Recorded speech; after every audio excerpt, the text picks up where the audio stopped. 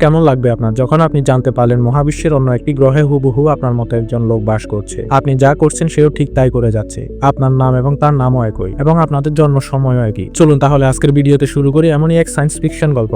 গল্পের শুরু হয় একটি তরুণীকে নিয়ে। তার নাম রোডা উইলিয়ামস। 17 বছর বয়সী রোডার চোখে আকাশ ছিল। সে ছিল অ্যাস্ট্রোফিজিক্সের এক উজ্জ্বল ছাত্রী। ছোটবেলা থেকে তার মহাকাশ আর গ্রহ নক্ষত্র আবিষ্কারের প্রতি গভীর আগ্রহ ছিল এবং আজ তার জীবনের সবচেয়ে বড় ড্রিম সত্যি হতে যাচ্ছিল। সে সবেমাত্র MIT অর্থাৎ বিশ্বের বৃহত্তম বিজ্ঞান বিশ্ববিদ্যালয়ে ভর্তি হয়েছে। তার ফিউচার তার সামনে একটি লঞ্চ প্যাডের মতো প্রস্তুত ছিল, শুধু ডানা দুটি নিয়ে উড়ান বাকি ছিল। ফ্রেন্ডের সাথে নিজের এই সাকসেস সেলিব্রেট করে হালকা ড্রিঙ্কস এবং অডেল খুশিতে ডুবে রোডা নিজের গাড়ি নিয়ে বাড়ির দিকে রওনা হলো। এই সময় গাড়ি রেডিওতে চলতে থাকা একটি ব্রেকিং নিউজ তার মনোযোগ আকর্ষণ করলো। বলা হচ্ছিল যে আকাশে হঠাৎ একটি গ্রহ দেখা গেছে। বিজ্ঞানীদের বিশ্বাস গ্রহটি হুবহু পৃথিবীর মতোই, সেই একই সমুদ্র, একই মেঘ, একই নীল রং এবং সবচেয়ে বড় বিশেষ বিষয় হলো এটিকে খালি চোখেই আকাশে দেখা যাচ্ছে। রোডার হৃদয়ের স্পন্দন বেড়ে গেল। তার চোখ রাস্তা ছেড়ে আকাশ খুঁজতে লাগলো এবং তখনই সে সেটা দেখতে পেল, একটি ছোট সুন্দর নীলবিন্দু যা অন্ধকার আকাশে যেন হীরার মতো জল ছিল। সে সেই দৃশ্যটি এতই মগ্ন হয়ে গেল যে তার মনে হলো সে শুধু হাত বাড়িয়ে সেটিকে টাচ করে ফেলবে, কিন্তু সে ভুলে গিয়েছিল যে তারাদের ছোঁয়ার চেষ্টায় প্রায়শই পা মাটি থেকে উঠে যায়। এক মুহূর্তের অসাবধানতা সবকিছু তছনছ করে দিল। তার গাড়ি একটি ট্রাফিক সিগন্যালে দাঁড়িয়ে থাকা গাড়িকে ধাক্কা মারলো। সেই গাড়িতে একটি সুখী পরিবার ছিল, জন বাজোস, তার গর্ভবতী স্ত্রী এবং তার 5 বছরের ছেলে। এই দুর্ঘটনায় জনের স্ত্রী ও ছেলে মারা গেল এবং জন কোমায় চলে গেল। রোডার সামান্য চোট লেগেছিল, কিন্তু তার পৃথিবী, তার ড্রিম, তার MIT এর ভবিষ্যৎ সবকিছু সে ভাঙা গাড়ির কাছের মতো রাস্তায় ছড়িয়ে গেল। যদিও সে নাবালিকা ছিল, তাই আইনগতভাবে তার নাম এই অপরাধের সাথে কখনোই যুক্ত হয়নি, কিন্তু তার জীবনের পরবর্তী 4 বছর একটি জুভেনাইল ডিটেনশন সেন্টারের দেয়ালের মধ্যে বন্দী হয়ে গেল। রোডার জন্য এই 4 বছর শুধু একটি জেলের শাস্তি ছিল না, বরং সে প্রতি মুহূর্তে নিজের তৈরি করা এক নরকের কষ্ট আর অনুশোচনায় ভুগছিল। এভাবে 4 বছর কেটে গেল। রোডা যখন জেল থেকে মুক্তি পেল তখন পৃথিবী অনেকটাই চেঞ্জ হয়ে গেছে। আকাশের সেই নীলবিন্দুটি যাকে বিজ্ঞানীরা পৃথিবীর মতো দেখতে হুবহু গ্রহ বলেছিলেন, আশ্চর্যজনকভাবে এখন পৃথিবীর অত্যন্ত কাছে চলে এসেছে। এটি হুবহু পৃথিবীর একটি প্রতিচ্ছবি ছিল। সে একই সমুদ্র, একই পাহাড়, এমনকি শহরগুলোর আলো যেন মহাকাশে একটি বিশাল আয়না ঝুলিয়ে দিয়েছে। কেউ বুঝতে পারছিল না যে এটি সত্যি একটি গ্রহ নাকি কেবল চোখের ভুল, এবং এটি নিয়ে অনেক প্রশ্ন ছিল, যেমন এই দ্বিতীয় পৃথিবী হঠাৎ কোথা থেকে এলো, এটি আমাদের সৌরজগৎ ও পৃথিবীর মধ্যাকর্ষণকে কোনো প্রভাবিত করছে না,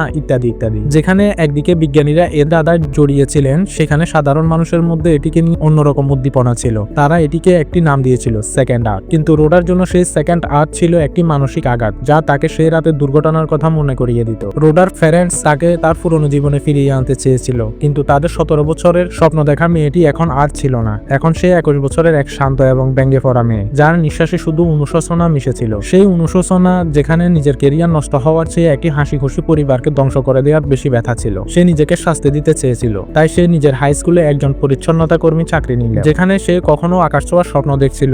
যেই ক্লাসরুমগুলোতে সে মহাবিশ্ব রহস্য পড়ছিল, এখন সেখানে সে মেঝে পরিষ্কার করত। সে নিজেকে নিজের চোখে যতটা সম্ভব নামিয়ে দিতে চাইতো। এরই মধ্যে একদিন সে দুর্ঘটনার জায়গায় এলো। সেখানে সে একজন লোককে দেখলো যে দুর্ঘটনার জায়গায় একটি খেলনা রেখে চলে গেল। সেই লোকটি ছিল জন বাজোস, সেই ব্যক্তি যার পৃথিবী রোডা তছনছ করে দিয়েছিল। সে কোমা থেকে বেরিয়ে এসেছে। রোডা বাড়ি ফিরে ইন্টারনেটে জন সম্পর্কে খোঁজ নিল। সে জানতে পারলো যে জন আগে একজন মিউজিশিয়ান ছিল।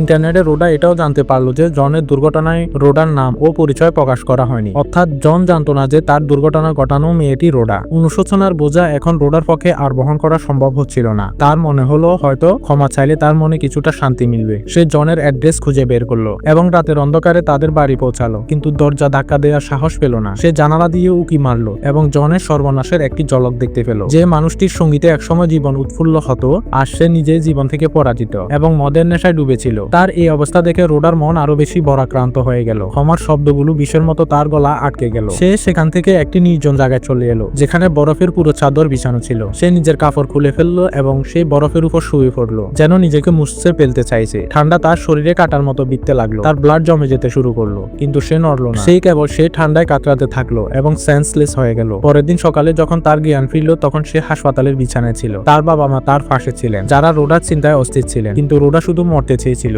এই সময় টিভিতে চলতে থাকা একটি খবর তার মনোযোগ গেল। বলা হচ্ছিল যে আকাশে দেখা যাওয়া সেকেন্ড আর্থ একটি আসল গ্রহ, সেখানেও জীবন আছে এবং সম্ভবত সেখানে কোনো বুদ্ধিমান সভ্যতাও আছে। সরকার কর্তৃক সেকেন্ড আর্থে একটি ফ্লাইট পাঠানো হচ্ছে, যার জন্য একটি ঐতিহাসিক প্রতিযোগিতা ঘোষণা করা হয়েছে। থাকছে। এই প্রতিযোগিতায় যে কোনো সাধারণ নাগরিকও অংশ নিতে পারবে, আর সেকেন্ড আর্থে যাওয়া ফ্লাইটের টিকিট নিজের নামে করে নিতে পারবে। এর জন্য কেবল একটি আর্টিকেল লিখতে হবে, যার বিষয় ছিল সেকেন্ড আর্থ এর টিকিট কেন আপনার পাওয়া উচিত। রোডা এই প্রতিযোগিতায় অংশ নিল এই আশায় যে সেকেন্ড আর্থে যাওয়ার সুযোগ পায়, তবে হয়তো তার ভেতরের বোঝা থেকে কিছুটা ফ্রি হতে পারবে। এই আর্টিকেল জমা দিয়ে সে আবার তার পরিচ্ছন্নতার কাজে মন দিল। এরই মধ্যে স্কুলের কাজ করার সময় সে দেখলো কেউ দেয়ালে লিখে দিয়েছে যে সেকেন্ড আর্থ একটি সতর্কতা, পৃথিবীর ধ্বংস আসন্ন। এই কথাগুলো রোডাকে ভয় দেখালো না, বরং তার মনে সাহস জুগিয়ে দিল। যখন পৃথিবী শেষই হতে চলছে, তখন আর কারো মুখোমুখি হতে ভয় কিসের। সে তখনই জনের বাড়িতে এলো, যাতে ক্ষমা চেয়ে নিজের মনের বার হালকা করতে পারে। তার হৃদয় যেন খাঁচার পাখির মতো বুক ধড়ফড় করছিল, কিন্তু সাহস করে সে দরজায় টোকা দিল। দরজা খুললো, আর সামনে ছিল এক জীবন্ত লাশ। জন, একজন বিধ্বস্ত মানুষ, যার বাড়িতে কেবল স্মৃতিরা বাসা বেঁধেছিল। সে যখন রোডাকে জিজ্ঞেস করলো কে তুমি, তখন রোডার মুখস্থ করা সমস্ত কথা তার গলার ভিতরে চাপা পড়ে গেল। সে সত্যিটা বলতে পারলো না। জনের এই করুণ অবস্থা দেখে রোডার সাহস ভেঙে গেল এবং ভয়ের চোটে তার মুখ থেকে মিথ্যা বেরিয়ে গেল। আমি একটি ক্লিনিং সার্ভিস থেকে এসেছি আপনার ঘর পরিষ্কার করতে, এটি ফ্রি ট্রায়াল। কিন্তু জন বলল যে তার কোনো পরিচ্ছন্নতা কর্মীর দরকার নেই এবং দরজা বন্ধ করে দিল। রোডা ফিরে যাওয়ার জন্য সবেমাত্র ঘুরেছিল, ঠিক তখনই জন আবার বাইরে এলো এবং বলল, কি বললে তুমি? ফ্রি ট্রায়াল মানে তুমি বিনামূল্যে আমার ঘর পরিষ্কার করবে? রোডা ঘাবড়ে গিয়ে হ্যাঁ বলল। জন সঙ্গে সঙ্গে তাকে ভেতরে ডেকে নিল। জনের জীবনের মতোই তার পুরো ঘরও এলোমেলো হয়ে পড়েছিল। ঘরের ভেতরে মদের বোতলের স্তূপ জমেছিল। রোডা নিজেকে পরিচ্ছন্নতা কর্মী বলে ফেসে গিয়েছিল। জনের নজরে এড়িয়ে সে সেখান থেকে পালিয়ে যেতে চেয়েছিল, কিন্তু যখন সে দরজার কাছে এলো, তখন তার মনে হলো যে আজ যদি সে এখান থেকে চলে যায়, তবে দ্বিতীয়বার আজ জনকে মুখ দেখাতে পারবে। ক্ষমা চাওয়ার সাহস তার ছিল না, অন্তত জনের সাহায্য করে যদি কিছুটা শান্তি পাওয়া যায়, এই আশায় সে তার ঘর পরিষ্কার করতে শুরু করলো। সে সন্ধ্যা পর্যন্ত পুরো বাড়ি পরিষ্কার করলো এবং তারপর সেখান থেকে যেতে লাগলো, কিন্তু জন তাকে থামালো। জনের রোডার কাজ পছন্দ হয়েছিল। সে বলল যে সে রোডাকে কাজে বহাল করেছে এবং তাকে পরের সপ্তাহে আবার পরিষ্কার করার জন্য ডাকলো। রোডা না করতে পারলো না এবং বাড়ি চলে এলো। সে ঠিক করে নিল যে পরের সাক্ষাতে সে জনকে বলে দেবে যে তারই জীবন নষ্ট করেছে।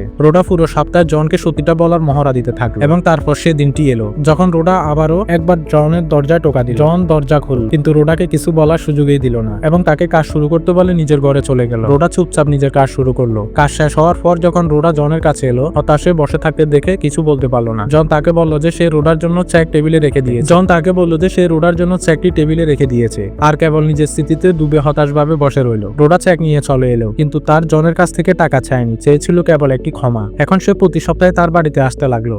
সে শুধু তার বাড়ি পরিষ্কার করছিল না, বরং তার কষ্টকে, তার স্মৃতিগুলোকে, তার থমকে যাওয়ার সময়কে পরিষ্কার করছিল। সে চেষ্টা করছিল যাতে কোনোভাবে জনের জীবনে আবার বসন্ত ফিরে আসে। এভাবেই এক রাতে যখন রোডা বাড়ি ফিরল, দেখলো তার পরিবার টিভির সামনে চোখ নিবদ্ধ করে বসে আছে। টিভিতে একটি অনুষ্ঠান লাইভ টেলিকাস্ট দেখানো হচ্ছে, যেখানে মহাবিশ্বের বুদ্ধিমান জীবনের খোঁজ করা সংস্থা SETI অর্থাৎ সেটি দ্বারা প্রথমবারের মতো সেকেন্ড আর্থ এর সাথে যোগাযোগের চেষ্টা করা হচ্ছিল। বিজ্ঞানী ডক্টর জোয়ান টেলিস রেডিওতে সরাসরি সেকেন্ড আর্থে বার্তা পাঠালেন, এই হলো পৃথিবী, ইউনাইটেড স্টেট, আমি ডক্টর জোয়ান টেলিস সেটি থেকে। আপনারা কি আমাকে শুনতে পাচ্ছেন? সারা পৃথিবী তাদের হৃদয় স্পন্দন ধরে রেখে ওপাশ থেকে উত্তরের জন্য অপেক্ষা করতে লাগলো, কিন্তু অন্যদিক থেকে কোনো উত্তর এলো না। ডক্টর জোয়ান আবারও কথাগুলো পুনরাবৃত্তি করলেন, আমি আবার বলছি, ডক্টর জোয়ান টেলিস সেটি, ইউনাইটেড স্টেটস, পৃথিবী, কেউ কি আমাকে শুনতে পাচ্ছেন? ডক্টর জোয়ান শান্ত হয়ে গেলেন। তার মনে হলো হয়তো তারই আওয়াজ প্রতিধ্বনি হয়ে ফিরে আসছে। তিনি তার সহকারীকে চ্যানেল পরিবর্তন করতে বললেন, কিন্তু তখনই আবার আওয়াজ এলো। এই কথাগুলো ডক্টর জোয়ানের পাশাপাশি সারা বিশ্বের মানুষ হুঁশ উড়িয়ে দিল। ডক্টর জোয়ানের আওয়াজ প্রতিধ্বনি হচ্ছিল না, বরং এই উত্তরটি সেকেন্ড আর্থ থেকে এসেছিল। কোনো এক মহিলা ডক্টর জোয়ানেরই কণ্ঠ। ডক্টর জোয়ানেরই কণ্ঠে তার নাম নিয়ে কথা বলছিলেন। ডক্টর জোয়ান নিজের আবেগকে নিয়ন্ত্রণ করলেন এবং তাকে জিজ্ঞাসা করলেন, ঠিক আছে তাহলে ডক্টর জোয়ান টেলিস, তুমি কি তোমার জন্ম তারিখ বলতে পারো? ওপাশ থেকে আওয়াজ এলো, 7 মে 1954, এবং আমার জন্ম হয়েছিল মাউন্ট প্লিজেন্ট, নিউ ইয়র্কের রবিনসন হোপ হসপিটালে। ডাক্তারের অবাক হওয়ার আর সীমা রইল না, কারণ তারও জন্ম তারিখ এবং জন্মস্থান একই ছিল। তিনি নিজের কানকে বিশ্বাস করতে পারছিলেন না। তার মনে হলো হয়তো এটা কোনো প্রতারণা হতে পারে। নিজের মনকে শক্ত করে তিনি পরের প্রশ্ন করলেন, যখন আমি ছোট ছিলাম আমি আমার মনে হয়েছিল আমি কখনো মহাকাশে যাব। আমি কিনেছিলাম স্ট্রবেরিজ। ডক্টর জোয়ানের চোখ বিস্ময়ে জমে গেল। তার উত্তর, যা তিনি আগে একটি বোর্ডে লিখে রেখেছিলেন, সেই কণ্ঠস্বরের উত্তরের সাথে হুবহু মিলে গেল। সেই এক মুহূর্ত বিজ্ঞানের সব নিয়ম ধূলিসাৎ হয়ে গেল। এর অর্থ এটাই ছিল যে সেকেন্ড আর্থ আমাদের পৃথিবীরই একটি আয়না ছিল। এটি এমন একটি পৃথিবী যেখানে প্রতিটি মানুষের একটি প্রতিচ্ছবি ছিল, যেখানে ইতিহাস এবং ভবিষ্যতের রেখাগুলোও ছিল হুবহু একই রকম। এই কারণে ডক্টর জোয়ান তখন তাদের সাথে কথা বলার চেষ্টা করলেন। ঠিক তখনই সেকেন্ড আর্থের ডক্টর জোয়ানও পৃথিবীর সাথে যোগাযোগ করলেন। এই একটি আবিষ্কার পুরো মানব জাতিকে নিজেদেরকে প্রশ্ন করতে বাধ্য করলো। প্রশ্নটি এই যে, যদি আমিও সেখানে থাকি তবে সেই আমি কি আমার চেয়ে ভালো, নাকি সেও একই ভুলগুলো করেছে যা আমিও করেছি? আমি কি তার সাথে দেখা করে আমার অতীতকে পরিবর্তন করতে পারি? এই প্রশ্নগুলো এখন সবার মনে অনুরণিত হচ্ছিল এবং রোডার মনেও এই প্রশ্নগুলো জ্বরের মতো উঠছিল। পরের দিন যখন সে জনের বাড়িতে পৌঁছালো, দেখলো জন একটি দূরবীন দিয়ে সেকেন্ড আর্থের দিকে তাকিয়ে আছে। সেও অবাক ছিল এই ভেবে যে সে অন্য জগতেও একজন জন আছে যে হয়তো ঠিক এই মুহূর্তে তাকে দেখছে। জন রোডাকেও সেকেন্ড আর্থের সৌন্দর্য দেখতে বলল। এখন রোডার সঙ্গ তার ভালো লাগতে শুরু করেছিল। ধীরে ধীরে তারা দুজন একে অপরের সাথে বেশ মিশে গেল। তারা অনেকক্ষণ ধরে একে অপরের সাথে কথা বলতো, গেমস খেলতো এবং জন অনেক সময় রোডাকে বাড়ি পৌঁছে দিতেও আসতো। রোডা এখন কখনো জনকে একা অনুভব করতে দিত না। এর মধ্যে একদিন কথায় কথায় রোডা জনকে বলে দিল যে সেও টিকেট টু আর্থ এর প্রতিযোগিতায় অংশ নিয়েছে। কিন্তু জন এ কথা শুনে একটু খুশি হলো না। সে বলল, শেষে তুমিও কেন যেতে চাইছো? জেনে শুনে কেন বিপদ ডেকে আনছো? এই মিশনের সাফল্যের কোনো গ্যারান্টি নেই এবং সেখানে কি হবে তারও কোনো ধারণা নেই। এর জবাবে রোডা বলল, এটাই দেখার জন্য আমি সেখানে যেতে চাই। কিন্তু তখনই জনের চোখ এমন এক জিনিসের উপর পড়লো যা সেই মুহূর্তের সমস্ত কোমলতা কেড়ে নিল। রোডা তার প্রয়াত স্ত্রীর পুরনো সোয়েটারটি ধুয়ে দিয়েছিল, যে সোয়েটারটি জন সবসময় তার বিছানাতে রাখে, কারণ আজও তাতে তার স্ত্রীর গন্ধ বেঁচে ছিল। জনের জন্য সেটি কেবল একটি কাপড় ছিল না, বরং তার অতীতের শেষ অংশ ছিল। আজ সেই গন্ধ চলে গেছে। জনের কষ্ট, রাগ ফেটে পড়লো। সে চিৎকার করে রোডাকে তার বাড়ি থেকে বের করে দিল। রোডা ভেঙে পড়ে নিজের বাড়ি ফিরে এলো। পরের দিন সে আবার স্কুলে একজন পরিচ্ছন্নতা কর্মী ছিল, আগের মতোই অনুশোচনায় ভরা। সন্ধ্যার সময় যখন সে কাজ শেষে বাড়ি ফিরল, তখনই সে তাদের বাড়ির সামনে জনের গাড়ি দেখতে পেল। রোডা জনের কাছে এলো। জন তার খারাপ আচরণের জন্য লজ্জিত ছিল এবং রোডার কাছে ক্ষমা চাইতে এসেছিল। রোডা আবেগপ্রবণ হয়ে পড়লো, বলল যে ক্ষমা তো তারই চাওয়া উচিত। তখন জন তার কাছে একটি অনুরোধ করলো, তাকে তার সাথে কোথাও যেতে বলল। রোডা রাজি হতে সে তাকে সাথে করে একটি খালি কনসার্ট হলে নিয়ে গেল। সেখানে সে বড় হলের নীরবতায় জন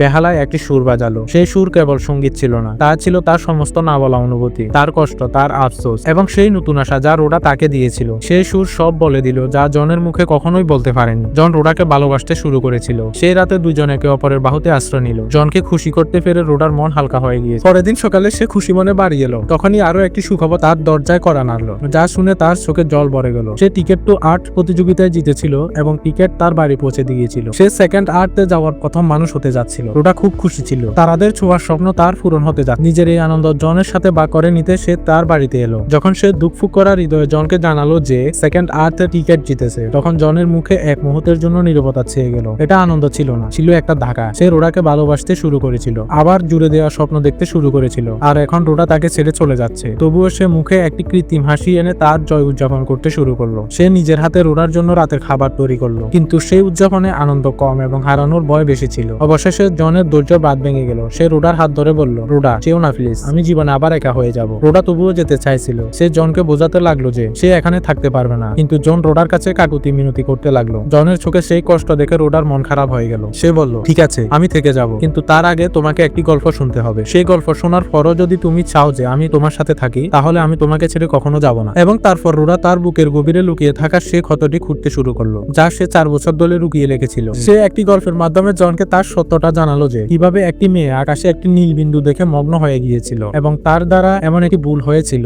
যা হয়তো ক্ষমারও যোগ্য নয়। গল্প শেষ হতেই ঘর এক ভয়াবহ নীরবতা নেমে এলো, যেন সে সময় থেমে গেছে। জনের মুখের অভিব্যক্তি ফলটাতে লাগলো। ভালোবাসা ঘৃণায় পরিণত হলো এবং সহানুভূতি পরিণত হলো রাগে। যে মহিলাকে সে তার জীবনে ফিরে আসার শান্তি ভাবছিল, সে তো ছিল তার জীবনের সবচেয়ে বড় জ্বর। জন নিজের নিয়ন্ত্রণ হারালো এবং রাগের সাথে চিৎকার করে রোডাকে তার বাড়ি থেকে, তার জীবন থেকে চিরতরে বের করে দিল। মিতার ভীতির উপর গড়ে ওঠা তাদের সম্পর্ক এক মুহূর্তে চিরকালের জন্য ভেঙে চুরমার হয়ে গেল। জনের জীবন থেকে বিতাড়িত রোডা যখন অশ্রুসিক্ত হয়ে নিজের বাড়িতে পৌঁছালো, তখন দরজায় আরো একটি জ্বর তার জন্য অপেক্ষা করেছিল। তার বাড়ির বাইরে মিডিয়া এবং সাংবাদিকদের ভিড় ছিল। ক্যামেরার জলকানি আর প্রশ্নের বৃষ্টি তাকে ঘিরে ধরল। সারা বিশ্বে এই খবর আগুনের মতো ছড়িয়ে পড়ছিল যে সেকেন্ড আর্থে যাওয়া প্রথম মানুষ হবে সে। অনেক ধনী ব্যক্তি সেই টিকেটের জন্য কোটি কোটি টাকা দিতে প্রস্তুত ছিল, কিন্তু এখন রোডার জন্য সেই টিকেট কোনো স্বপ্ন সত্যি হওয়ার মতো ছিল না, বরং এই নরক হয়ে যাওয়া জীবন থেকে পালানোর একমাত্র রাস্তা ছিল। আর সে এই সুযোগ কোনো মূল্যে হারাতে চায়নি। সে এই পৃথিবী থেকে তার সমস্ত সম্পর্ক গুটিয়ে চিরতরে চলে যাওয়ার প্রস্তুতি নিচ্ছিল। ঠিক তখনই ঘরে চলতে থাকা টিভি থেকে আসা একটি অবস্থাকে থামিয়ে দিল। একজন স্বনামধন্য জ্যোতির্বিজ্ঞানী ডক্টর রিচার্ড একটি নতুন তত্ত্ব সম্পর্কে বলছিলেন, যার নাম ছিল দ্য ব্রোকেন মিরর থিওরি। তিনি বলছিলেন যে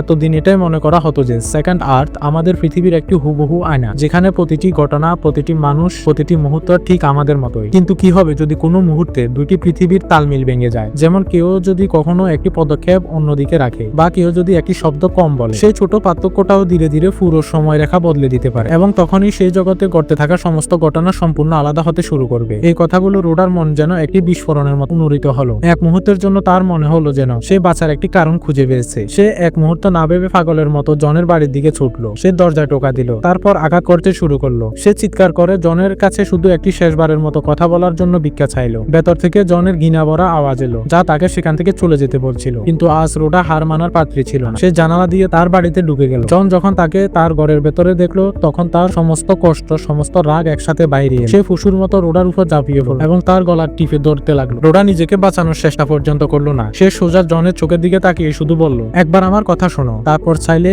আমার ফানও নিয়ে নিতে পারো। এই কথাগুলোর মধ্যে এত কষ্ট এবং এত সত্য ছিল যে জনের কাঁপতে থাকা হাত আলগা হয়ে গেল। সে রোডাকে ছেড়ে দিল এবং অন্য ঘরে গিয়ে কাঁদতে লাগলো। রোডা বলতে শুরু করলো, একটি তত্ত্ব আছে জন, আমি টিভিতে শুনলাম, তারা বলছে যে কোনো মুহূর্তে দুটি জগতের তার মিল ভেঙে যাওয়া সম্ভব। তাহলে কি এমন হতে পারে না যে মুহূর্তে আমি প্রথমবার সেই অন্য পৃথিবী অর্থাৎ সেকেন্ড আর্থকে আকাশে দেখছিলাম, ঠিক সেই মুহূর্তে এমন কোনো ঘটনা ঘটেছিল যার ফলে দুটি জগতের তালমিল ভেঙে গিয়েছিল? সেই রাতে 4 বছর আগে যখন আমি আকাশে সেই নীল বিন্দুটি দেখছিলাম এবং দুর্ঘটনা ঘটেছিল, এটাও তো সেই ঘটনা হতে পারে যা দুটি জগতে তালমিল ভেঙে দিতে পারে। ভাবো জন, যদি সেই জগতের রোডা আকাশের দিকে তাকিয়েই না থাকতো, যদি সেই দুর্ঘটনা সেখানে কখনো ঘটতোই না, তাহলে হয়তো তোমার পরিবার সেখানে বেঁচে থাকতো। এই কথা বলে রোডা তার সেকেন্ড আর্থের টিকিট, তার স্বাধীনতার শেষ অংশটি জনের হাতে তুলে দিল এবং চুপচাপ সেখান থেকে চলে গেল। সে বুঝতে পেরেছিল যে সেই টিকিটের সবচেয়ে বেশি প্রয়োজন তার নয়, জনকে একটি নতুন আশা দিয়ে 4 বছরের মধ্যে প্রথমবারের মতো রোডার মন হালকা হলো। সে পালানো ছেড়ে আবার বাঁচতে শুরু করলো। কিছুদিন পর রোডা খবরে সেই দৃশ্য দেখলো তার জন্য পুরো বিশ্ব অপেক্ষা করছিল। জনের ফ্লাইট উৎক্ষেপণ, স্ক্রিনে জনের মুখ ছিল, যেখানে বহু বছর পর একটি সত্যিকারের হাসি ছিল, আশা এবং একটি নতুন আগামীকালের হাসি। তার সেই আনন্দ দেখে রোডার ক্ষতগুলিতে যেন মলম লেগে গেল। তার পায়ের চিত্ত সম্পূর্ণ হলো। 4 মাস কেটে গেল। রোডা তার ভেঙে যাওয়া জীবনের টুকরোগুলোকে গুছিয়ে আবার নতুন ভাবে বাঁচতে শিখে নিয়েছিল। এক সন্ধ্যা যখন সে কাজ থেকে বাড়ি ফিরলো, দেখলো তার দরজায় কেউ দাঁড়িয়ে আছে, একজন মহিলা যার চেহারা হুবহু রোডার মতোই। সেই একই চোখ, একই চুল, কিন্তু তার চোখে অনুশোচনা নয়, বরং আত্মবিশ্বাসের একটি ঝলক ছিল। তার পোশাক কোনো পরিচ্ছন্নতা কর্মী ছিল না, বরং একজন সফল জ্যোতির্বিজ্ঞানী ছিল। সেই এক মুহূর্তে রোডার মনে সবকিছু পরিষ্কার হয়ে গেল। দ্য ব্রোকেন মিরর থিওরি সত্যি ছিল। সেই জগতে সেই রাতে রোডা আকাশের দিকে তাকায়নি, সে দুর্ঘটনাও কখনো ঘটেনি। সে এমআইটিতে গিয়েছিল, তার স্বপ্ন পূরণ করেছিল এবং আজ পুরস্কার স্বরূপ সে পৃথিবীর টিকিট পেয়েছে। আর যদি সেই রোডা এখানে থাকতো, তবে তার মনে কেবল এটাই ছিল যে সেই অন্য জগতে জনের পরিবার জীবিত ছিল, অর্থাৎ সেকেন্ড আর্থে জনের সামনে যে পরিস্থিতি এসেছিল, ঠিক সেই পরিস্থিতি এখানে রোডার সামনেও ছিল। দুই রোডা কেবল একে অপরের দিকে তাকিয়ে রইল। একজন তার ভুলগুলোর বোঝা বহন করছে, অন্যজন সেই ভুলগুলো ছাড়াই এক উন্নত জীবনের জীবন্ত উদাহরণ। আর এখানেই এই চলচ্চিত্রটি একটি খুব বড় প্রশ্ন তোলে, যদি আপনিও কখনো নিজের সাথে দেখা করেন, এমন এক আপনার সাথে